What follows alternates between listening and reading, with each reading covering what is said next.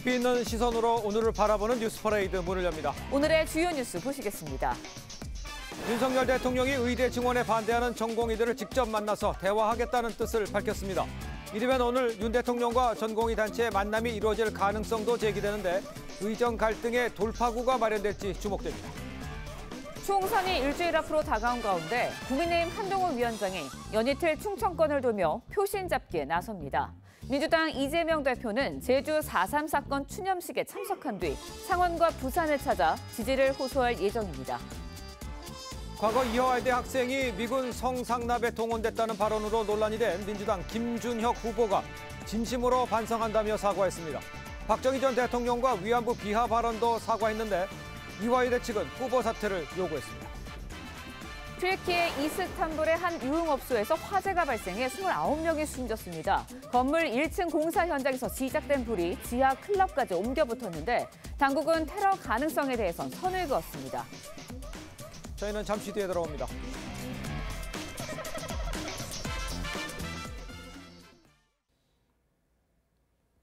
시청자 여러분 안녕하십니까? 수요일 아침 뉴스퍼레이드 이상목입니다. 윤석열 대통령이 의대 증원에 반대하는 전공의를 직접 만나서 대화하겠다는 뜻을 밝혔습니다. 일각에서는 윤 대통령과 전공의 단체가 이르면 오늘 만날 가능성이 있다, 이런 관측도 나옵니다. 실제 만남이 이루어지면 7주를 넘긴 의정 갈등의 돌파구가 마련될지 주목됩니다. 첫 소식 신경희 기자입니다. 윤석열 대통령은 이틀 전 대국민 담화를 통해 의료계에 대화를 제안했습니다. 하루라도 빨리 정부와 테이블에 앉아 무엇이 국민의 생명과 건강을 위한 길인지 논의에 나서야 합니다. 이후 대통령실은 어제 대통령이 전공의들을 만나 직접 이야기를 듣고 싶어 한다며 대통령실은 국민에 열려 있다는 입장을 냈습니다. 집단행동 당사자인 전공의의 대화의 문을 연 셈인데 밤새 전공의 단체의 반응은 없었습니다. 하지만 일각에선 이르면 오늘 면담이 전격 성사될 수 있다는 관측도 나옵니다. 전국의대교수협의회도 전공의 설득에 나섰습니다. 조윤정 전의교협 홍보위원장은 전공의 대표는 행정부 수반인 대통령이 초대한다면 조건 없이 만나달라고 말했습니다. 관건은 정부가 의대 정원 2,000명 증원에 얼마나 유연한 입장을 보이느냐가 될 전망입니다. 근데 이제 신뢰를 줘야 합니다. 지금 와서 아니야, 이 정도 테이블에 올리고 포기할 수 있어라는 말에 신뢰가 안 가는 거죠. 대통령과 전공의 간 직접 대화가 시작되면 의정 갈등 해결도 물꼬가 트일 가능성이 제기됩니다. TV조선 신경입니다. 총선을 일주일 앞둔 오늘 한동훈 국민의힘 비상대책위원장은 이틀 연속 충청권을 돌면서 중원 표심을 공략합니다. 이재명 더불어민주당 대표는 제주 4.3 사건 추념식에 참석한 뒤에 창원과 부산을 찾아서 지지를 호소할 예정입니다. 차정승 기자입니다. 한동훈 국민의힘 비대위원장은 세종과 대전 등 충청권을 잇따라 돌며 중원 표심을 공략해왔습니다. 누가 어떤 책임을 져야 되니 하는 거친 말들을 하는 분들이 계십니다. 뭉치면 살고 흩어지면 죽습니다. 오늘도 충북 충주 거리 유세를 돌며 충청 지역 유세 일정을 소화합니다. 한 위원장은 국회의사당 세종 이전을 강조하며 충청 유권자들의 지지를 호소할 전망입니다. 오후에는 강원 원주와 춘천에 이어 경기 북부로 이동해 유세를 이어갑니다. 이재명 민주당 대표는 제주 4.3 사건 76주기 추념식에 참석해 희생자를 추도하고 유족을 위로합니다. 추념식장에는 윤석열 대통령과 한동훈 위원장이 불참하고 윤재옥 원내대표와 인유한 국민의미래 선대위원장이 참석할 예정입니다. 어제 대장동 재판으로 유세가 제한된 이 대표는 정치검찰이 원한 결과라며 정권 심판론을 강조했습니다. 담화를 보니까 역시 반드시 심판해야 되겠다, 이 생각이 좀 더 강해졌는데요. 이 대표는 오후에 창원으로 이동해 민주당 후보 지지 유세에 나선 뒤 낙동강 벨트 주요 격전지인 부산 사상을 찾을 예정입니다. TV조선 차정승입니다. 네, 이번 총선 최대 관심 지역 가운데 하나인 인천 계양 을에 출마한 이재명 원희룡 후보가 TV토론에서 설전을 벌였습니다. 이 후보는 2년 동안 민생이 파탄났다면서 윤 정권을 정조준했고 원 후보는 민주당이 의석을 차지하는 동안 지역이 방치됐다고 날을 세웠습니다. 송무빈 기자입니다. 이재명 후보는 모두 발언부터 윤석열 정권 들어 민생이 파탄났다며 정권 심판론을 꺼내들었습니다. 윤석열 정권 2년간 정말 대한민국은 많이 변했고 모든 상황들이 악화됐습니다. 이제 심판해야 합니다. 원 후보는 민주당이 개항을 의석을 25년 동안 차지했지만 지역 발전은 멈췄다고 맞받았습니다. 그동안 개항의 정치인들이 도대체 한 게 뭐냐? 이구동성으로 주민들께서 말씀하십니다. 두 후보는 지역 핵심 현안인 교통 불균형과 재개발 문제 등을 놓고 날선 공방을 벌였습니다. 원 후보는 이 후보가 개항을 현직 의원으로 추진한 GTX 노선 등 교통 문제를 당국과 협의했냐고 몰아붙였습니다. 2년 내내 이 모든 것들이 국토교통부 장관의 업무였는데 저와 협의를 한 적은 없는데 어디 가서 누구랑 협의를 하신 거예요? 이 후보는 개항 갑 후보인 유동수 의원 그리고 국토부 차관과 협의했다고 반박했습니다. 차관하고 한번 유동수 군하고 한번 만나서 협의했던 기억이 있고요. LH하고는 꽤 여러 차례 만나서 이 후보는 원 후보의 재정비 촉진기구 국비 지원과 지하철 9호선 연장 공약이 사탕발림이라고 공격했고 원 후보는 문제가 없는 사업이라고 반박하며 신경전을 벌였습니다. TV조선 송무빈입니다. 네, 민주당 김준혁 후보가 과거 이화여대 총장이 학생들을 미군 장교에 성상납시켰다고 발언한 것과 관련해 진심으로 반성한다고 사과했습니다. 박정희 전 대통령 및 위안부 비하 발언도 사과했는데 이화여대 측은 후보 사퇴를 요구했습니다. 황정민 기자의 보도입니다. 과거 이화여대 학생이 미군 성상납에 동원됐다는 발언으로 논란이 된 민주당 김준혁 후보. 미군 정시기에 이화여제대 학생들 미군 장교들한테 성상납시키고 그랬잖아. 논란이 커지자 SNS를 통해 김환란 이대 초대 총장 및 관련 발언에 대해 정제되지 못한 표현으로 이대 재학생과 교직원, 동문에 상처를 입힌 점에 깊은 사과를 드린다고 밝혔습니다. 또 박정희 전 대통령과 위안부 관련 발언에 대해서도 피해자와 유가족, 불편을 느꼈을 국민에게 사과드린다고 덧붙였습니다. 김 후보는 역사를 대중에게 친근하게 소개하려 했는데 방법이 적절치 않았고 사회 통념과 어긋났다고 인정했습니다. 앞서 이화여대 측은 성상납 발언과 관련 김 후보 사과와 사퇴를 공식 요구했습니다. 학교 구성원에 대한 명예훼손 발언에 깊은 유감을 표한다며 법적 조치도 예고했습니다. 그런데 김 후보는 과거 유튜브에서 6.25 참전을 고마워하면 친미 사대주의자란 취지로 언급한 사실도 드러났습니다. 6.25 전쟁 때 미국이 참전해서 우리나라를 구해줬다라고 하는 이 생각하고 지금 친미 사대주의 생각하고 똑같은 거. 국민의 미래 비례 여성 후보들은 오늘 김 후보 선거사무소 앞에서 사퇴를 촉구할 예정입니다. TV조선 황정민입니다. 네, 총선 이제 일주일 앞으로 다가왔습니다. 여야의 선거전 치열해지고 있는데요.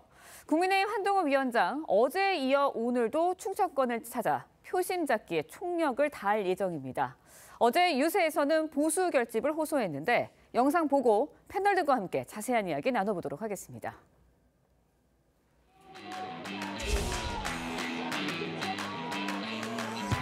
여러분, 우리가 정치개혁하겠습니다. 정치개혁의 완성으로 여의도의 국회의사당을 충청 세종으로 완전히 이전하겠습니다. 지금은 뭉치면 살고 흩어지면 죽는 때입니다. 그런데 제가 죽거나 정영선이 죽는 게 아닙니다. 우리 대한민국이 죽습니다. 그분들은 그런 식으로 늘 여러분들을 이용해서 입속을 차려온 사람들입니다. 범죄자들과의 전쟁입니다.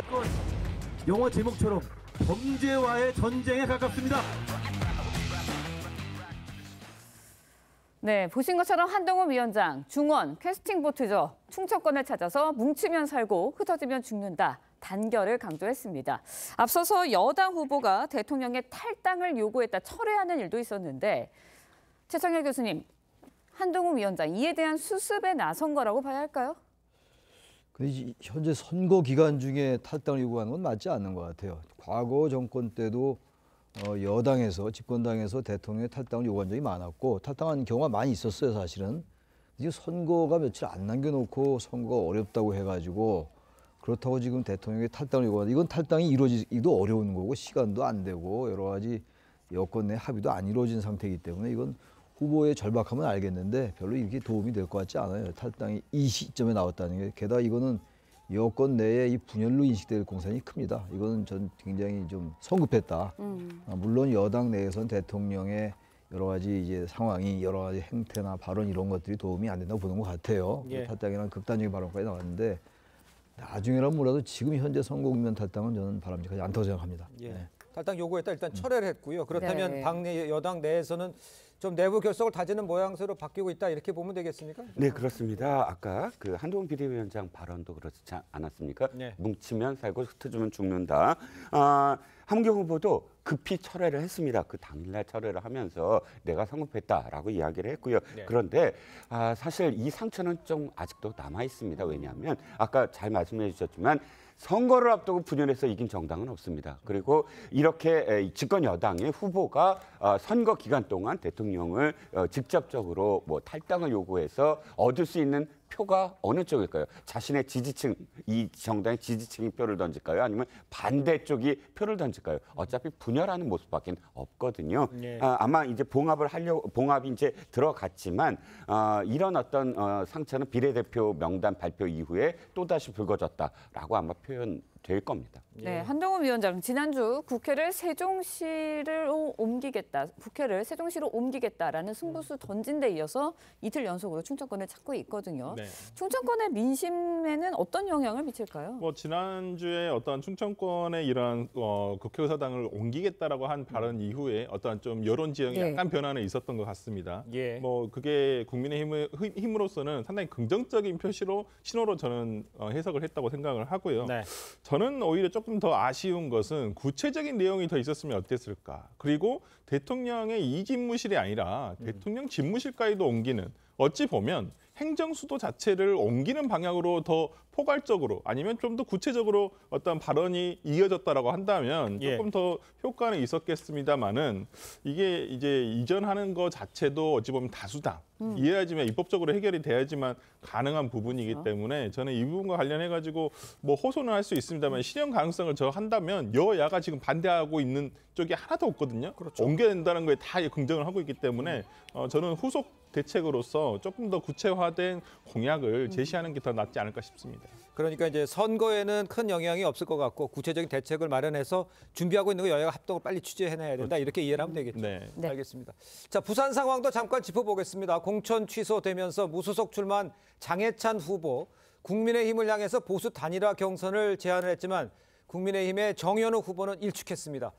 자, 이렇게 되니까 뭐 제안한 쪽에서도 뭔가 좀 단일화를 해야 뭐 경쟁력이 있겠다 이렇게 본 건데 저렇게 되면은 상황은 어떻다고 읽을 수가 있을까요?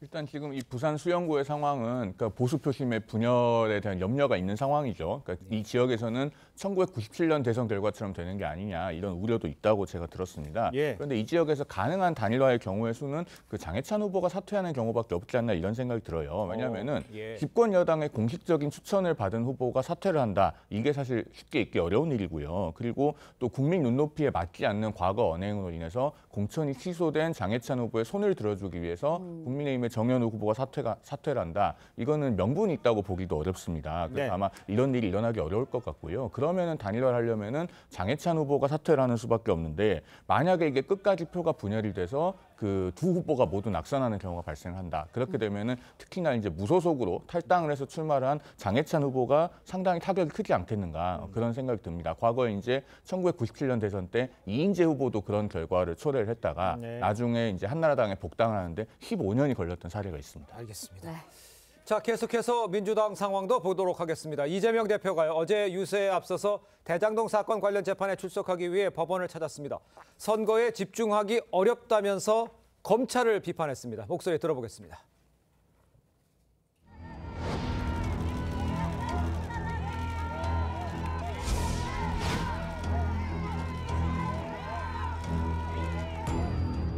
공식 선거 운동 기간이 13일인데 그중에 3일간을 법정에 출석하게 됐습니다.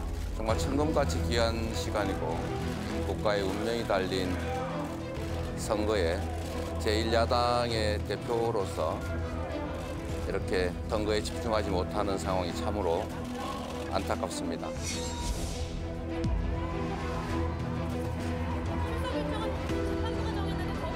이 역시도 검찰 독재 정권의 정치검찰이 수사 기소권을 남용해가면서 원했던 결과가 아닌가 생각이 됩니다. 참으로 억울하고 안타까운 일이긴 하지만 국민으로서 의무를 다하겠습니다. 자, 직접 들으셨습니다. 공식 선거운동기간 13일 중에 3일을 재판에 나가야 하는 상황. 검찰의 수사 기소권 남용이다 이렇게 얘기를 했습니다. 저 들어가는 과정에 기자의 질문도 있어서 왜 재판부를 비판하지 않고 왜 검찰 얘기냐 이렇게 얘기했는데 어떻게 보셨어요? 이재명 대표의 일관된 선거 전략은 그리고 이제 대표로서 이 야당 대표로서의 정부를 공격한 포인트가 네. 검찰 독재 정권이다라는 겁니다. 이건 어제 오늘의 얘기가 아니기 때문에 일관의 선거 전략을 계속 얘기하는 건데 이 원래 그 재판이 좀 연기된 측면이 있어요. 좀 늦춰졌죠. 단식도 있었고 또 테러를 당한 것도 있었고 이재명 대표가 이런 것 때문에 오히려 재판이 늦춰졌거든요. 그러니까 재판부로서는 지금 선거를 의식해서 오히려 선거 때문에 만약에 재판기를 늦춘다고 한다면 이게 또 불공정 시비가 나올 수 있어요. 야당 대표도 국민의 한 사람인데 모든 사람은 법 앞에 평등한 게 민주주의 국가의 대의 원칙인데 야당 대표라고 왜 재판기를 미루냐 이렇게 나올 수가 있기 때문에 이거를 이제 재판부 얘기하지 않고 이제 검찰 얘기했는데 지난번에 또 재판부에 대한 이제 비판도 했던 걸로 제가 기억합니다만 검찰에 대해서 이거를 남용이라고 얘기하는 건 맞지 않는 것 같아요. 이 부분은 그 어떤 기소가 돼 왔던 것이기 때문에 이거를 지금 이 선거 기간인데 왜 지금 재판에 출석해야 되냐. 이거 본인의 어떤 그 사법적 리스크 때문에 그런 거라고 봐야 되는 게 맞다고 저는 생각합니다.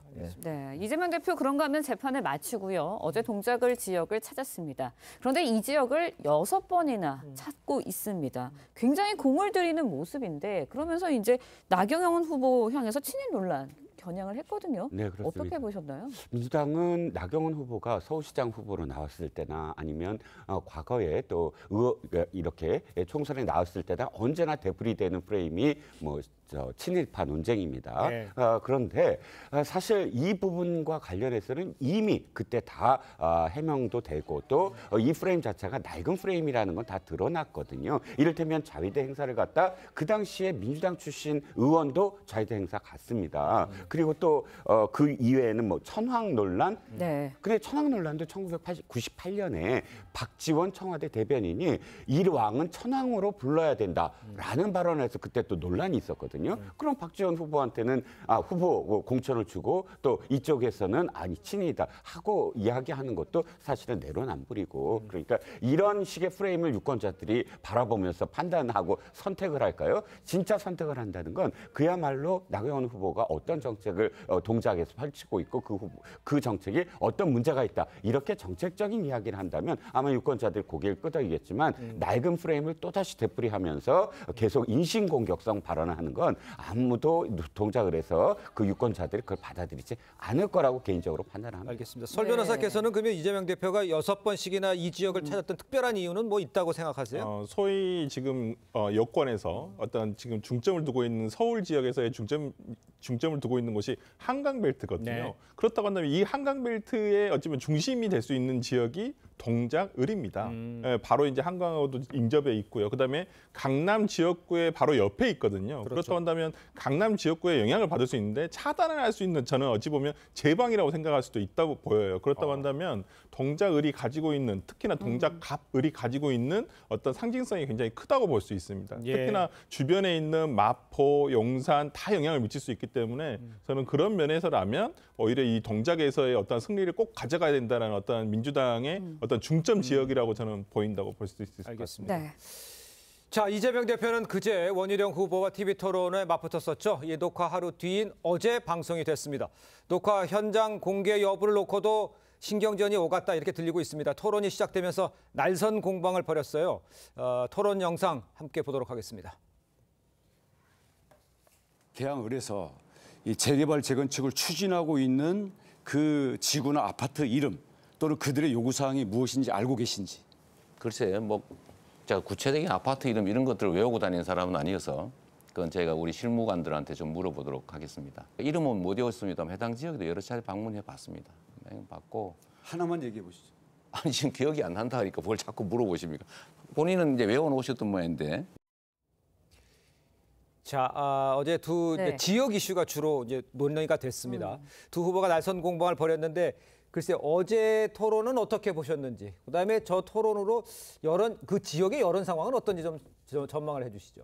어제 일단 이재명 후보가 저 토론에서 재건축 재개발하고 있는 그 단지에 이름을 대지 못한 것, 네. 저거는 지역 선거에 좀 영향이 있을 것 같습니다. 왜냐하면 통상 우리가요 재건축 재개발이 추진이 되면 그 단지 입구에 현수막 크게 걸어놓지 않습니까? 그리고 그걸 이제 널리 알리기 위해서 현수막을 잘 떼지도 않아요. 같은 현수막 1년, 2년씩 붙여놓습니다. 그러면 지역에서 정상적으로 활동을 하면은 그걸 모르기가 어렵고, 더더군다나 그 재건축 재개발 관련해서 현안과 민원이 많기 때문에 지역구 국회의원에게 면담 요청도 많이 하거든요. 예. 그런데 저것을 하나도 기억을 못한다. 좀 이례적인 일이라는 생각이 듭니다. 그리고 이제 저 지역의 판세는 역시나 이재명 후보냐 이재명 후보가 아니냐의 그런 대결이 될 텐데요. 그렇죠. 그 지난 보궐선거 때 55.2% 득표를 하지 않았습니까? 예. 그런데 현재 여론조사는 아무래도 거기에는 좀 못 미치는 추세인 걸로 보여요. 그러면은 55.2%를 기점으로 해서 그중에 얼마나 과거 이재명 후보를 찍었던 유권자층이 이탈을 할 것인가, 예. 저는 거기에 초점이 맞춰지는 선거라고 생각이 듭니다. 알겠습니다. 최 교수님께는 이렇게 여쭤볼게요. 지금 뭐 여론조사도 나오고 있습니다만 어떤 곳은 크게 차이가 나고 어떤 곳은 아주 박빙이고 뭐 이렇게 나와요. 여론조사가 어느 정도 신뢰성이 있는지 모르겠습니다만 지역 판세와 어제 토론은 어땠는지를 좀 생각해 주시죠. 여론조사가 너무 들쭉날쭉한 것 같아요. 예. 이 지역구만 그런 게 아니라 지금 전체적으로 좀 그런 것 같아요. 네네. 그래서 일각에서는 이게 이제 그 보수층이 네. 좀 과소 표집된 게 아니냐 이런 이제 분석들도 내놓고 있습니다. 네. 그래서 이 여론조사 가지고만 지금 판세를 이제 전망하기 쉽지 않을 것 같아요. 여론조사가 뭐 기준이 될 수밖에 없겠습니다만 예. 과학의 여론조사를 가지고 예측하는 건 좀 맞지 않는다고 생각하고, 워낙 너무 상황이 달라요. 특히 예. 계양을 같은 경우도 보면은 그 아파트가 밀집한 지역과 네. 또 그렇지 않은 지역의 차이가 있고, 다른 선거구도 마찬가지입니다. 특히 수도권이 그런 경향이 대단히 심한데 네. 그렇기 때문에 역시 그 오차범위 내에 있는 것도 있고 오차범위 밖으로 벌어지고 이러잖아요. 같은 선거구에서. 그렇죠. 그런 것들을 우리가 감안해서 봐야 될 것 같고, 그래서 어제 토론회가 무슨 결정적인 영향을 줄 것 같지 않아요. 지금 녹화됐다가 이제 나중에 방영된 거잖아요. 그렇습니다. 방송에서. 정도에서 대장동 관련 이런 것들이 치열하게 공방을 벌일 것 같았는데 의외로 그런 건 별로 안 나왔던 것 같아요. 네. 그래서 서로 이제 비판하고 이제 지역에 대한 얘기가 나왔기 때문에 네. 저 문제가 이미 이제 선거가 이제 뭐 8, 9일밖에 안 남은 상태이기 때문에 일주일 전 남았죠. 예, 이제 일주일 이제 남은 거죠. 예. 이제 중도층 유권자의 스윙 보터들은 뭐 영향을 좀 받겠습니다만 대다수의 유권자들은 이미 마음을 결정한 후보가 유권자들이 예. 많을 것 같기 때문에 전 저 토론회 자체가 무슨 승패를 바꿀 정도의 그 정도 영향은 없지 않을까 생각합니다. 네, 이번에는 이 문제도 좀 짚어보도록 하겠습니다. 예. 연일 민주당 후보 지원 유세에 나서고 있습니다. 문재인 전 대통령의 행보 주목되고 있는데요. 어제 울산에서 지원 유세에 나섰습니다. 그런데 이제 문 전 대통령 잊혀지고 싶다라고 이야기를 했었잖아요. 네. 그런데 이렇게 또 총선에 나와서 후보 지원을 한다. 이거 여당에서는 좀 비난하는 목소리도 나오고 있습니다. 뭐 어떻게 보세요? 여권에서는 충분히 비난할 수는 있겠지만은 문 전 대통령께서 잊혀지고 싶다라는 말을 어찌 보면 거스를 만큼 어떤 지금 국가의 상황이 얼마만큼 좀 절차점이 빠진 것은 아닌가라는 아마 판단을 하셨을 거라고 보여요. 본인이 국가를 운영했던 대통령으로서 지금의 어떤 윤석열 정부가 보여주고 있는 여러 가지 모습들, 외교, 예. 안보, 그다음 경제 이런 부분들에 대해서 굉장히 실망이 컸을 것이라 생각을 하고요. 그런 점에서라면 이번에 어떤 그 국가에 대한 윤석열 정부에 대한 어떤 따끔한 일침을 줘야 된다라는 어떤 말씀을 하시는 것 같고, 또 거기에 따라서 야권 후보들, 특히나 그 민주당으로서는 PK 지역이 굉장히 중요하거든요. 예. PK 지역에서의 얼마간의 그 득표를 하는가, 아니면 의석수를 가져오는가에 예. 따라서 그 차후에 있을 대권에서까지 영향이 미칠 수 있기 때문에 예. 저는 그런 점에서라면 특히나 그 PK 지역을 중심으로 해가지고 지원 유세 하시는 부분에 대해서 뭐 적극적으로 하신다고 보실 수도 있지만은 그래도 가서 이렇게 들리는 것 그 자체만으로도 상당히 그 지지층에게는 상당히 많은 호응을 일으키지 않을까 싶습니다. 알겠습니다. 네. 설 변호사께서는 진짜 문재인 대통령의 등판이 도움이 될 것이다 이렇게 지적을 했습니다만 국민의힘에서는 또 다른 이야기도 있어요. 그러니까 잊어버렸던 문재인 전 대통령에 있었던 지난 5년간의 뭐 실정들, 부동산 문제들 이런 것들이 다시 부각된다. 오히려 또 좋을 수도 있다. 이렇게 평가를 하는 것도 있어요. 그렇습니다. 영향을 미칠 수 있는 건 저는 낙동강 벨트에서는 일부 영향을 미칠 수 있지만 종부세 벨트에서는 낙영향을 끼칠 것이다. 제가 종부세 벨트가 왜 말씀을 드리냐면 한강 벨트예요. 그게 문재인 대통령이 사실상 우리나라에 징크스가 하나 있거든요. 10년 주기설. 즉 한 5년 끝나면 웬만하면 다시 5년을 그 진영이 할 수 있도록 그 정권이 승계가 돼요. 그리고 이렇게 교체가 10년마다 되는데 처음으로 문재인 대통령이 승계를 못한 대통령이에요. 5년 하고 원래대로라면 이재명 후보가 자연스럽게 5년 더 기회를 주는 상황이 안 됐어요. 이유는 뭐냐? 문재인 대통령의 실정 때문이다라는 것이고요. 실정의 대표적인 것이 부동산 문제였거든요. 그러니까요. 그래서 한강벨트를 중심으로 해서 서울 지역이나 수도권 지역에서 윤 대통령, 윤 후보가 상당히 많은 득표를 했었어요. 그러니까 부동산 맞아. 종부세로 내가 고통을 받았지. 앞으로 그게 또 되풀이될 거야. 라고 상기시킬 수 있는 그런 부분도 있다는 겁니다. 알겠습니다. 선거 전략에 있어서는 어떤 영향이 미칠지 이제 의견이 좀 갈리고 있는데 이 부분은 어떻게 생각하시는지 여쭤봐야 될 것 같아요. 문재인 전 대통령이요. 70평생 이렇게 못하는 정부는 처음 본다. 상당히 강하다고 발언이 강하다고 생각이 되는데 이런 발언에서 한동훈 위원장도 받아쳤어요. 이건 어떻게 봐야 되겠습니까? 그렇습니다. 그리고 저는 오히려 우리 헌정사상 이렇게 전면에 등판해서 선거 지원을 한 전직 대통령이 있었나 싶고요. 그리고 5년 만에 정권 교체를 당한 대통령이면서 이렇게 선거 지원에 전면적으로 나서는 것이 과연 적절한지 의문을 제기하지 않을 수 없습니다. 조금 전에 우리 이종근 평론가께서도 말씀 주셨습니다만 문재인 전 대통령이 이렇게 전면에 등판할수록 수도권 중도층이 봤을 때는 그 문재인 정부 5년 동안의 실패한 부동산 정책을 상기할 수밖에 없거든요. 지금 이제 이 선거에서 굉장히 논란의 중심에 서 있는 양문석 후보나 공영훈 후보나 이런 후보들 같은 경우에 그 중도층에게 공분을 불러일으키는 이유가 바로 부동산 때문입니다. 문재인 전 대통령이 전면에 나서면 나설수록 이런 기억들이 소환될 수밖에 없기 때문에 과연 문 전 대통령의 등판이 야권에 유리할지 저는 좀 많은 의문이 듭니다. 최 교수님. 선거의 유불리를 떠나서 이제 세 분 다 말씀하시니까 이건 저도 한마디 하고 넘어가야 될 것 같은데 전직 대통령이 이런 예가 없어요. 아무리 전직 대통령이 지금 이제 특정 정파에 친화적이긴 합니다만 그렇다고 전직 대통령이 아주 노골적이고 명시적으로 특정 후보를 지원하러 간다는 거고 현장에 이건 상당히 문제가 있다고 생각합니다. 이건 자제돼야 마땅하다고 말씀드립니다. 알겠습니다. 자, 다음 소식도 짚어보겠습니다. 민주당 양문석 후보의 11억 편법 대출 논란 이어지고 있죠. 여야의 반응을 먼저 듣고 이야기를 이어가겠습니다. 음주운전을 했는데 음주운전에 썼던 차를 팔겠다. 그러면 용서해 줄 수 있는 거예요? 국민들을 얼마나 우습게 보기에 저런 말도 안 되는 말을 하는 겁니까? 위법성에 대한 시비가 제기된 경우는 공천 이전 단계에서는 저희들이 할 수 있는 방법으로 최대한 이렇게 조사를 했고요. 이미 공천이 확정돼서 선거가 진행되고 있는 중에는 후보들이 대응을 통해서 문제 제기에 대응하는 것을 일단은 1차 기본 원칙으로 하고 있다 이렇게 말씀을 드리겠습니다. 자, 저희 TV조선에서 양 후보가 해당 주택과 관련해서 가격을 축소 신고했다 이런 의혹을 단독 보도했는데 경기도 선관위가 조사에 착수를 했습니다. 그러니까 사실관계가 확인되면 이거는 그 공직선거법은 선거와 관련되기 때문에 빨리 결정이 나오고 좀 위험하게 심하게 다룰 수 있는 문제잖아요, 이거. 네, 그러니까 보통 아파트 같은 경우에는 국토교통부에 실거래가 조회를 하게 되면 대부분 정확하게 나옵니다. 왜 그러냐면 일반 대지나 이런 거에 비해서 아파트 같은 경우는 거래량이 많기 때문에 대부분의 어떤 실제 거래 가액이 거의 나오거든요. 아마 저는 보통 그런 증빙 자료를 첨부해서 낼 때 여기 그 자료를 보통 내는데 왜 이렇게 축소 신고 실거래가가 아닌 공시가격으로 저는 신고한 것인지는 잘 모르겠습니다. 이분이 선거를 처음 나오신 것도 아니고 굉장히 그 전에도 선거를 나오셨던 분인데 이런 부분에 대한 어떤 실수가 있었는지 부분은 한번 좀 우리가 다시 한번 선관위의 조사를 통해서 확인을 해봐야 될 것 같고요. 오히려 저는 지금 이런 것과 관련해서 지금 계속 어떤 형사법적 문제로 계속 지금 이게 더 커가는 느낌이에요. 지금 그리고 자칫하면 선거가 끝나더라도 혹시나 당선이 된다고 하더라도 허위사실 유포라든지 이런 부분에 대한 문제가 생길 수도 있거든요. 물론 이 대출과 새마을금고로부터 대출을 받는 과정에서의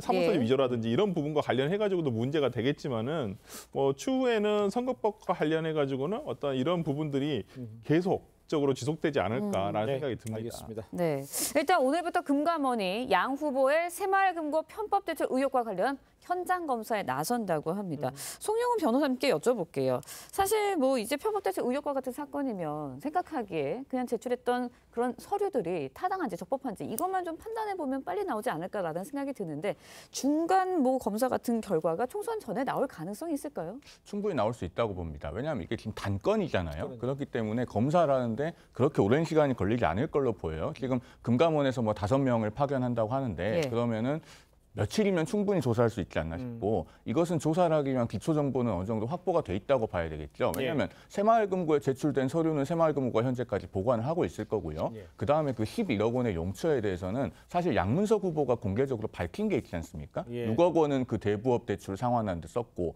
5억 원은 지인들의 빚을 갚는 데 썼다라고 스스로 밝혔기 때문에 그러면은 사업을 위해서는 사용하지 않았다라고 시인을 한 셈입니다. 그리고 그 딸의 납세 실적은 5년치가 지금 재산 공개를 하면서 납세 실적 제출이 돼 있죠. 그러면은 중요한 기초 정보가 확보가 돼 있기 때문에 그렇게 오래 걸리지 않을 것이다. 저는 그렇게 생각합니다. 알겠습니다. 이런 상황인데 민주당은 당에 대응할 문제가 아니다. 이런 입장을 고수하고 있습니다. 민주당의 대응에 대해서는 최 교수님 어떻게 보십니까? 이거 당이 대응하면 누가 대응합니까 이거를? 유권자들이 어떻게 대응해요? 본인이 직접 대응하라는 얘기겠죠, 민주당. 개인이 대응하라는 얘기인데 이건 저는 이런 얘기가 지금 한두 번 나왔다가 이게 언론에서 사라지면 당이 대응할 필요가 없어요. 근데 지금 이 부분이 계속 나오고 있잖아요, 지금. 원래 이제 어느 한두 건 나오다가 지금 다른 게 계속 연이어 나오고 있단 말이죠. 지금 양무석 후보만 그런 게 아니라 지금 공영 후보도 그렇고 또 수원정의 김준영 후보도 그렇고 말이죠. 지금 다 수도권들이란 말이에요. 이제 전반적으로 뭐 생각이 다를 수 있겠습니다만 지금 판세가 아무래도 민주당에 유리하다는 전망이 지배적인 건 사실이잖아요. 수도권 선거에서는. 그래서 당이 이렇게 대응하는 것 같은데 저는 그렇다 하더라도 설령 민주당이 유리하게 판단한다 하더라도 민주당 자체적으로 말이죠. 이런 후보들에서 이렇게 막연하게 이건 개인이 대응할 문제다라고 얘기하는 도리가 아니라고 생각해요. 당이 공천했는데 어떻게 당이 이걸 나몰라라 합니까? 검증이 부실했던 거 아닙니까? 오늘 검증이 부실했으니까 이건 유권자들의 판단에 맡기겠다는 얘기 항상 편한 얘기들인데 그러려면 아예 뭐 아무나 공천하죠. 유권자한테 맡기면 되죠. 그래서 이렇게 얘기하는 건 너무 소극적인 거고 너무 이건 정당, 중앙당의 입장에서 볼 때요. 겸손한 태도는 아닌 것 같아요. 당이 어쨌든 그동안 부실이 좀 실패했던 것 같다. 부실이 검증에 소홀했다. 이러면서 그러나 유권자 판단에 맡겠다. 이렇게 얘기하는 것하고 이건 당이 대응할 문제가 아니고 개인 후보들의 문제다. 이렇게 얘기하는 건 전혀 편차가 크다. 라고 생각해서 이것들도 저는 이런 부분들도 선거에 영향을 미칠 것 같아요. 양문석 후보 이야기 짚어봤고요. 이번에는 경기 화성을에 출마한 민주당 공영훈 후보 이야기해보도록 하겠습니다. 아들 부동산 증여 문제에 이어서요. 딸의 부동산 문제까지 불거졌습니다. 개혁신당 이준석 후보 이 문제 따져 물었는데요. 먼저 듣고 이야기 이어가겠습니다. 대출 한 10억 끼고 그다음에 전세까지 껴가지고 샀다. 이런 걸 영끌 갭 투자라고 하는 거 아닌가요? 영끌 갭 투자 젊은이들 많이 하잖아요. 그러니까 그거는 규정에 문제 없는 거. 공교롭게도 이 안에 그러면은 전혀 지원이 없으십니까? 이 부부에 대해서? 모든 게 법적으로 정당하게 절차가 이루어졌고요. 일부 정여가 있었는데 정여세 다 냈습니다. 아주 클리어합니다. 국민 눈높이에 맞지 않으시면 사퇴하시는 것이 맞다고 생각하는데 어떻게 생각하실까요? 국민 눈높이에 맞지 않다는 점에 대해서는 몇 번 다시 겸하게 받아들이고. 30대 초반의 딸도 이제 공 후보에게 일부 증여를 받아서 20억이 넘는 아파트를 산 것으로 파악이 됐습니다. 일단 이준석 대표가 영끌, 갭 투자 의혹으로 공격을 했고요. 공 후보자는 법적으로 정당하다, 문제 없다 이 입장으로 계속 나가고 있는 것 같아요. 네, 송영훈 변호사가 아까 말씀하셨듯이 이 문제는 부동산 문제이고 또 젊은 청년들이 굉장히 고통스럽게 느끼는 문제입니다. 저는 이 문제를 보면서 이재명 대표가 떠올라요. 이재명 대표가 지난번에 윤석열 대통령이 저출산 대책으로 신혼부부에게 5천만 원, 현재까지는 누구든 5천만 원 증여의 비과세인데 1억 5천만 원씩 증여를 하자. 그래서 결혼을 더 많이 할 수 있도록 하자라고 했을 때 이재명 대표가 거기에 대해서 어떻게 얘기했냐면 우리나라에 1억 5천만 원을 증여할 수 있는 사람이 몇 명이나 있냐. 초부자 감세다. 이렇게 얘기했거든요. 네네. 자, 지금 공영호 후보는요. 30억에 가까운 그런 부동산을 지금 증여를 해준 거예요. 예. 그러면 이건 초부자잖아요. 야하. 그런데 그런 사람에게 적격 판정을 내리고서 1억 5천을 지금 아이들에게 네. 해서 저출산 대책으로 내놓은 것은 초부자 감세다라고 반대하는 것이 얼마나 모순됐느냐를 말씀을 드리고 싶습니다. 설 변호사께 이렇게 여쭤볼게요. 네. 저 토론을 보면요. 그 공영호 후보 같은 경우에는 법률적으로 나는 문제가 없다. 여기를 굉장히 강조하는 것 같고 이준석 후보는 정치적으로 국민 눈높이에 당신 안 맞지 않느냐 이렇게 얘기하는 것 같단 말이에요. 네. 논점이 좀 달라요. 그러다 보니까 글쎄 이 상황에서 그러면 공영호 후보 같은 경우에는 물러날 것 같진 전혀 않은데 저 토론 내용 보시면 어떤 느낌으로 받으셨어요? 그러니까 뭐 공영호 후보가 일단 저 토론에 실제 참석을 하지는 않았어요. 예. 전화로만 그렇죠. 전화 참석하고 연결이요. 다른 두 후보는 직접 스튜디오에 참석을 했었는데 그거부터가 본인은 어찌 보면 약간 수세적으로 대응을 하겠다라는 어떤 생각이었던 것 같고요. 예. 뭐 의도는 모르겠지만은 근데 저는 이런 부분에서 본인의 어떤 이런 그 부동산 자녀에게 부동산 증여 문제라든지 이런 부분 등이 받지 않다는 것도 알고 있고 이 확산을 피하기 위해서 조금 법적으로 이렇게 괜찮다라고 얘기하는 부분에 대해서 계속 좀 이렇게 차단한다는 느낌이었거든요. 예. 뭐 사퇴라든지 이런 부분은 저는 없을 것으로 보입니다만은 예. 어쨌든 간에 저는 만약에 이제 국회의원으로서 당선이 된다고 한다면 당선된 이후에는 좀 책임 있는 조치를 한번 보여주는 것이 낫지 않을까라는 생각을 해봅니다. 알겠습니다. 다른 후보 이야기도 해보죠. 민주당 김준혁 후보 아까 리포트에도 많이 우리가 얘기를 했습니다만 막말 논란이 이어지고 있는 데다가 이대 성상납 발언 이런 이야기까지 나오면서 대학교에서 사과와 후보 사퇴를 요구를 했습니다. 변호사님 보시기에 이 문제는 이 정도에서 뭐 사과하고 이 정도에 정리가 돼야 될 수 있나요? 어떻게 보십니까? 사과를 한다고 끝날 문제인가 싶습니다. 특히나 이제 전국의 이화여대 동문들이 아마 굉장히 분개하고 있을 걸로 저는 그렇게 생각이 되는데요. 예. 이게 지금 당시에 그 김환란 이대 총장이 뭐 이화여대 재학생들을 성상납하겠다는 거에 대해서 뚜렷한 근거가 없지 않습니까? 예. 그리고 지금 김준혁 후보가 홈페이지에 어젯밤에 무슨 논문을 하나 올렸던데요. 그 논문에도 보면 이제 김환란 총장이 성상납을 시켰다는 얘기는 없어요. 그 위문과 위안을 그 논문에서 분명히 구별해 쓰고 있습니다. 그래서 근거가 뭔지 도무지 모르겠고 이렇게 되면은 나중에 사자 명예훼손 문제도 될 수 있을 것 같고요. 예. 그다음에 김준혁 후보 주장이 굉장히 사리에 맞지 않는 게 그 당시에 이화여대 전체 재학생 한 900명 정도 됩니다. 예. 1학년부터 4학년까지 통틀어서요. 그러면은 당시에 그 해방 직후에 조선에서 대한민국에서 대단한 엘리트 여성들이거든요. 예. 그런 여성들이 그런 걸 했겠습니까? 도대체 앞뒤가 안 맞는 발언이라고밖에 생각이 안 듭니다. 알겠습니다. 이화여대를 졸업한 민주당 여성 의원이라든가 후보자들에 대해서 조자들이 아무 말 없다. 이런 거에 대해 지적도 있다는 말씀 제가 한번 덧붙여 올리겠습니다. 자, 네 분 말씀은 여기까지 듣겠습니다. 고맙습니다. 감사합니다. 네, 북한이 신형 극초음속 탄도미사일 시험 발사에 성공했다고 밝혔습니다. 김정은 국무위원장이 직접 현장 지도까지 한 것으로 전해졌는데 북한 영공에는 중국 민간 드론이 침투해 영상을 공개했습니다. 황정민 기자의 보도입니다. 북한 조선중앙통신이 신형 중장거리 고체연료 극초음속 탄도미사일 시험 발사에 성공했다며 관련 사진을 공개했습니다. 시험 발사는 사거리를 1000km로 국한하고 속도와 고도를 제한했다며 해당 미사일의 설계 기술을 확인하고 무기 체계의 신뢰를 검증하는 목적이었다고 통신은 밝혔습니다. 발사 현장에 김정은 국무위원장이 나와 직접 지도를 했다고 강조했습니다. 이런 가운데 북한 영공에 중국 민간 드론이 침투한 영상이 공개됐습니다. 한 중국인이 개인용 드론으로 북한 신의주를 촬영했다며 SNS에 영상을 올린 건데 코로나19가 확산하던 2020년 중국 단둥에서 드론을 날렸다고 주장했습니다. 공개된 영상 속 넓은 도로엔 차량이 드물게 지나가고 한산한 거리도 잡혔습니다. 드론이 신기한 듯 올려다보는 주민 모습과 김일성, 김정일 초상화 주변으로 선전 문구도 포착됐습니다.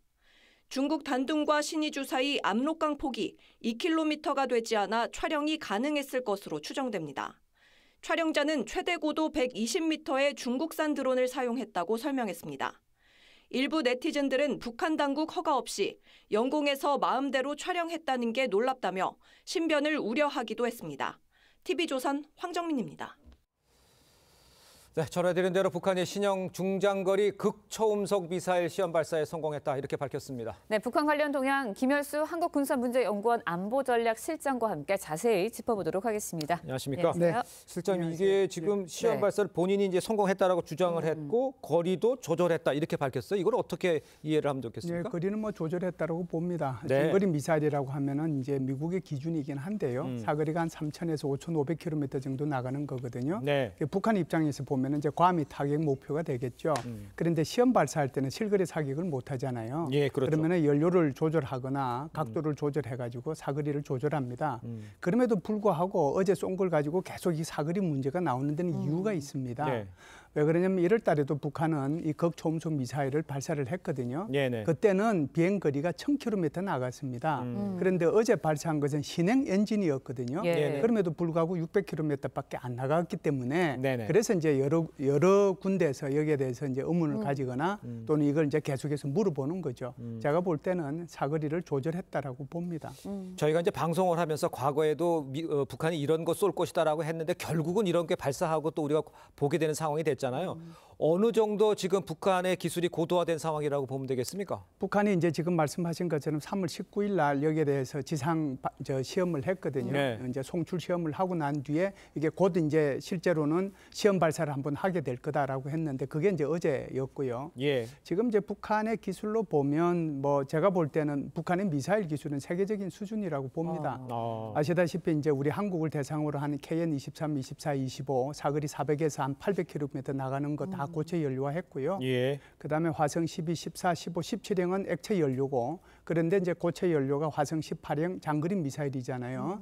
그런데 그 장거리 미사일을 고체 연료화했고 그리고 이제 중장거리 다른 미사일들도 전부 다 이제 이것을 고체 연료화하고 있거든요. 예. 그것뿐만 아니라 사실상 탄도미사일과 순항미사일의 장점을 동시에 갖췄다라고 볼 수 있는 극초음속 미사일 어제 발사한 거죠. 그러니까 그것까지 고체 연료화를 하고 그것도 1단 추진하는 것이 아니라 2단 추진을 통해 가지고 이걸 조정할 수 있는 그런 정도의 기술을 갖고 있기 때문에 제가 볼 때는 뭐 북한이 이런 발표 자체가 전부 다 믿을 수는 없다고 하고 네네. 또 조금 과장되었다고 하더라도 북한의 미사일 기술 수준은 세계적인 수준이라고 봅니다. 네, 북한의 미사일 기술이 세계적인 수준이고 정말 극초음속 미사일이 맞다면 네. 우리 군 어떻게 대응을 해야 하나요? 이 극초음속 미사일이라고 하는 것이 시속 그러니까 마하 5 이상을 이제 나가는 것을 이 극초음속 미사일이라고 얘기하거든요. 예. 그런데 이게 이제 어떤 무기 체계든지 간에 창이 먼저 나오면 거기에 따라서 방패가 나오잖아요. 네네.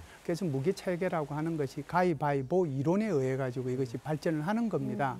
그래서 이제 탄도미사일이 나오니까 이 탄도미사일을 요격하는 요격미사일이 나왔잖아요. 예. 사드라든지 패트리어트라든지 우리의 천궁이라든지 이런 게 나왔는데 지금은 이제 이 극초음속 미사일의 특징은 어떤 거냐면 아주 낮은 고도를 날아가고 그래서 레이더에 탐지되기가 어렵고 그것뿐만 아니라 회피 기동을 하고 활강을 할 뿐만 아니라 목표 지점에 가서 급격히 풀업 올라갔다가 급 강화를 하거든요. 그렇기 때문에 여기에 대해서 전 세계가 지금 촉각을 세우고 있습니다. 예. 소위 말해서 방패를 만들어내야 되는데 방패 만들기가 그렇게 하루아침에 만들어지는 게 아니란 말이죠. 네. 그래서 미국을 포함해가지고 한국도 마찬가지입니다만은 여기에 대해서 어떻게 방패를 만들어낼 것인가에 대해서 고민하고 지금 연구 개발을 하고 있는 그런 단계라고 봐야죠. 그러니까 이제 긴장이 더 고조되는 상황이 될 수밖에 없는 네, 상황이잖아요. 네. 그래서 이제 전에 이제 탄도미사일 발사했을 때 이제 전략 자산도 전개하고 이렇게 됐습니다. 네네. 그런 것들이 북한에 좀 위협이 되는지 이게 좀 네. 궁금하고 양쪽에 이제 더 안 좋은 상황이 되는 이건 어떻게 봐야 됩니까? 우리가 이제 필요로 하는 것은 이런 거죠. 북한하고 전쟁하는 게 지금 목적이 아니잖아요. 그렇습니다. 어떻게 하면 전쟁을 억제할 것인가 하는 것이 네. 목적이잖아요. 네. 전쟁이 일어나가지고 코피 터지고 다 부서지고 나서 우리가 이긴 들 무슨 소용이 있겠어요. 그래서 우리의 가장 제일 중요한 그 목적 중에 하나는 어떻게 하면 전쟁이 일어나지 않도록 할 것인가 하는 거란 말이죠. 그래서 북한이 이렇게 위협을 할 때마다 우리가 가만히 있으면 어떻게 되겠어요. 북한이 우리를 깔보고 이제 한국을 침략해도 되겠다 이런 생각을 가질 수 있잖아요. 이런 생각 자체를 아예 없애버릴 수 있는 여러 가지 방법들이 있습니다. 그중에 하나가 우리의 무기 체계를 선보인다든지 한미연합훈련을 한다든지 하는 거거든요. 그래서 그 대표적인 것이 바로 어제 한미일 간의 연합 공중훈련을 했잖아요.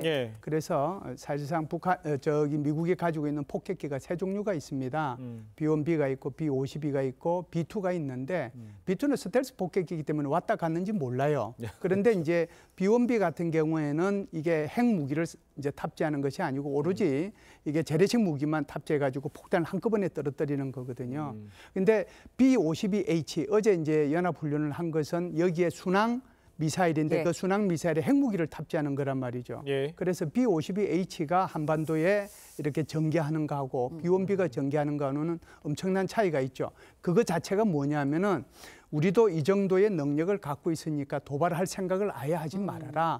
억제력을 보여주기 위한 그런 연합훈련이었다. 이렇게 볼 수 있습니다. 네, 근데 북한의 도발 행보를 좀 살펴보면은 그렇게 중요한 날에 앞서서 도발을 해왔던 거거든요. 그렇다 보니까 10일 우리 총선이 있고요. 15일 태양절이 있습니다. 그렇다 보니까 거기에 맞춰서 도발할 가능성도 제기되고 있는데 어떻게 보세요? 아유, 그럼요. 지금 뭐 이미 이제 어제 도발 한 번 한 거고요. 그것뿐만이 아니고 이제 아직도 한 일주일 정도 선거가 남아 있으니까 도발할 그게 가능성이 있고 또 15일 날은 자기 할아버지 생일이니까 이때 생일을 전후해 가지고 항상 도발을 해왔고요. 25일은 또 자기 할아버지가 빨치산 활동을 한 그런 기념일이니까 그 날도 있고요. 그러면 그것만 있느냐? 저는 그렇지 않다라고 봅니다. 왜 그러냐면 11월 달에 미국의 대선이 있기 때문에 미국의 도발은 북한의 도발은 지금이 시작이지 않는가 이런 생각을 해요. 그래서 이것은 11월 달까지 지속적으로 북한이 도발을 할 거다라고 저는 생각을 합니다. 네, 알겠습니다. 그 앞서 리포트에 보시지만 중국 민간 드론이 촬영한 영상을 보면 이제 굉장히 선명한 고화질인데 북한이나 중국 당국의 허가를 받지 않은 것으로 지금 알려지고 있어요. 이건 어떻게 보십니까? 저걸 중국이 허가할 리도 없고요. 북한이 허가할 일도 없는 거잖아요. 저도 이제 TV조선을 통해 가지고 영상을 보고 나서 깜짝 놀랐습니다. 왜 놀랐냐면 사실상 거기 신의주 시내를 다니고 있는 어떤 아버지와 아들인가요? 그 사람의 얼굴 정도를 이렇게 볼 수 있을 정도로 그렇게 아주 선명하게 찍었거든요. 저것은 이제 우리가 흔히 물리적으로 이제 영토라고 하면 이제 그 영의 영공까지 다 포함하는 거잖아요. 사실상 저는 영공을 침범한 거거든요. 주권을 침해한 상황이기 때문에 아마 저 영상을 북한이 봤다라고 하면 절대로 가만히 있지는 않을 거다라고 생각을 하고 이제 상대적으로 이제 신의주는 중국하고 이렇게 접경지에 있으니까 아무래도 이제 우리 한국과의 그런 접경 지역에서의 감시 태세 그런 것보다는 좀 덜하겠죠. 그러니까 저런 것들이 가능했다라고 보는데 아마 이번 기회를 통해 가지고 북한은 훨씬 더 저 접경 지역에 대한 경계를 강화할 가능성이 높다 이렇게 봅니다. 알겠습니다. 자, 오늘 말씀 여기까지 듣겠습니다. 고맙습니다. 감사합니다. 지난 2020년 우리나라에서 처음 자연 번식으로 태어난 자이언트 판다 푸바오가 오늘 중국으로 떠납니다. 이송 비행기를 타기 위해 적응 훈련을 하는 모습이 마지막으로 공개가 됐는데 푸바오를 아꼈던 많은 팬들 아쉬워하고 있습니다. 주재용 기자의 보도입니다. 처음 보는 낯선 상자에 경계심을 보이는 푸바오. 푸바 그 위에는 관심 갖지 말고 안으로 들어오는 거야. 옳지. 사육사의 격려에 조심스럽게 상자 안으로 들어갑니다. 잠시 두리번거리더니 이내 좋아하는 당근을 맛봅니다. 4년여의 한국 생활을 마친 푸바오가 비행기 이송 훈련을 하는 모습입니다. 푸바오가 타고 갈 비행기 타고 박스를 적응을 하고 있고요. 아주 잘 적응을 하고 있어요. 지난 한 달간 이송을 위한 검역 절차를 마친 푸바오는 중국 측이 제공한 전세기를 타고 한국을 떠납니다. 인천공항까지는 반도체 수송에 쓰이는 무진동 특수 차량이 이용되는데 에버랜드 측은 인천공항으로 떠나기 전 판다월드 주위에서 20여 분간 배웅의 시간을 갖습니다. 하지만 차량 내부가 보이지 않아 관람객들이 푸바오의 마지막 모습을 볼 수는 없습니다. 첫정이라고 표현을 하는 것처럼 푸바오는 저에게도 첫정인데 아마 올해 평생 잊지 못할 푸바오의 기억이 저에게 가슴 가득 있는 것 같아요. 신드롬까지 만들며 큰 사랑을 받았던 푸바오. 중국으로 간 푸바오는 스촨성에 위치한 자이언트 판다 보전 연구센터에서 가족을 꾸릴 예정입니다. TV조선 주재용입니다. 국내 유일의 내국인 카지노 강원랜드가 2조 5천억 원을 투입해서 가족 관광지로 변신하겠다고 선언했습니다. 창사 이래 최대 규모의 투자인데요. 지역 경제에도 큰 활력이 될 것으로 기대되고 있습니다. 김지아 기자의 보도입니다. 코로나19로 직격탄을 맞은 강원랜드. 엔데믹 이후에도 불법 온라인 도박과 해외 원정 도박이 늘면서 어려움을 겪고 있습니다. 지난해 총 매출은 1조 3천억 원. 코로나 이전과 비교해 8% 줄었습니다. 매출액 가운데 87%는 카지노에 편중돼 있고 워터파크와 골프장, 숙박 등 비카지노 매출은 13%에 불과합니다. 위기를 맞은 강원랜드가 대규모 투자로 승부수를 던졌습니다.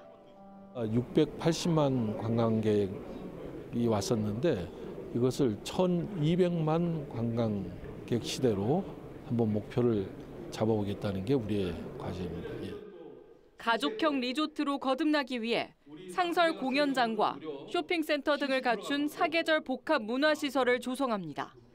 또 주변 산림과 탄광 문화유산을 관광상품으로 개발해 비카지노 매출 비중을 30%까지 늘린다는 계획입니다.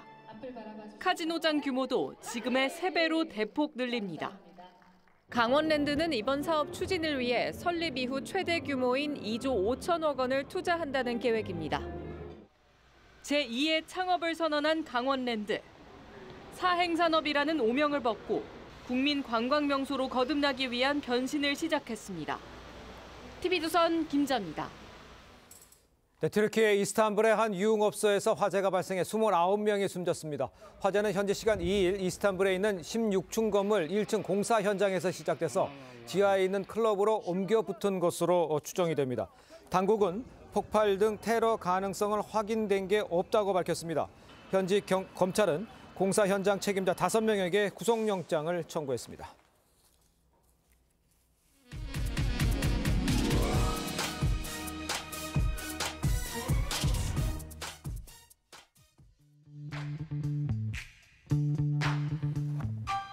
네, 렌즈에 담긴 그 순간 그 의미를 짚어보는 시간이죠. 사진 기자가 선택한 아침의 한 장입니다. 오늘은 조선일보 사진부 이태경 기자와 함께합니다.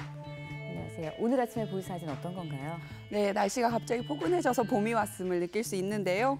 우리 주변에 봄을 만끽할 수 있는 장소들이 많이 있습니다. 현장 모습 사진으로 만나보겠습니다. 봄꽃 가득한 덕수궁과 도심의 모습을 한눈에 볼 수 있는 장소입니다. 이곳은요, 서울시청 서소문청사에 위치한 정동 전망대인데요. 코로나19로 폐쇄됐다 이번 주부터 다시 관람객들을 맞이합니다. 봄을 맞아 서초구의 아쿠아아트 육교, 워터스크린 분수대도 가동을 시작했는데요. 분수대 앞을 지나는 사람들의 표정에도 봄이 온 것 같습니다. 네, 사진을 보고 있으니 나들이 계절이 온 것을 실감할 수 있겠는데요. 저녁에도 나들이 할 곳이 있다고요. 네, 그렇습니다. 반포 한강공원의 달빛 무지개 분수인데요. 이 분수 역시 이번 주부터 가동을 시작했습니다. 가동 첫날 분수를 보기 위해 꽤 많은 사람들이 한강공원을 찾았는데요. 한강을 찾은 사람들은 휴대폰 카메라로 아름다운 분수의 모습을 담으며 즐거운 봄날의 저녁을 만끽했습니다. 네, 나들이 계획 세우실 때 참고하시면 좋을 것 같습니다. 지금까지 아침 한 장이었습니다. 오늘은 전국적으로 비가 내리겠습니다. 현재는 충청과 남부지방에 비가 내리기 시작했고 오전 중에 수도권과 강원도로 확대되겠습니다. 오늘 밤까지 예상되는 비의 양은 호우주의보가 내려진 제주 산지에 최대 60mm 이상, 전남과 경남에 10에서 40, 중부지방으로는 5에서 20mm의 비가 예상됩니다. 오늘 전남과 제주는 바람이 강하게 불겠고 수도권에는 대기가 건조하겠습니다. 오늘 한낮 기온 어제보다 크게 낮아지겠습니다. 서울이 20도, 대구 15도 예상됩니다. 내일 오후에 호남 내륙에 또다시 비가 내리겠습니다. 오늘같이 비가 내리는 날에는 어르신들의 관절 예보가 일기예보만큼이나 더 정확한데요. 비가 오는 날 허리와 무릎이 시린 건 기분 탓이 아니었습니다. 실제로 비가 오면 기압이 낮아져 관절 내부의 압력과 염증을 증가시킬 수 있는데요. 이 습여통은 오래 방치하면 골반이 틀어질 수 있습니다. 그래서 먼저 몸에 습기가 나갈 수 있도록 혈액순환이 잘 되는 가벼운 하체 운동으로 몸을 건조하게 만들고 허리 강화에 도움을 주는 두충차와 혈액순환에 도움을 주는 진피차를 마셔주는 것이 좋습니다. 다음으로는 통증 부위를 뭉툭한 도구로 3초 정도 눌러주면 도움이 됩니다. 날씨와 생활정보 이나일이었습니다. 네, 이상으로 수요일 뉴스 퍼레이드 마칩니다. 네, 저희는 내일 아침 7시 30분에 다시 찾아뵙겠습니다. 시청해주신 여러분 고맙습니다.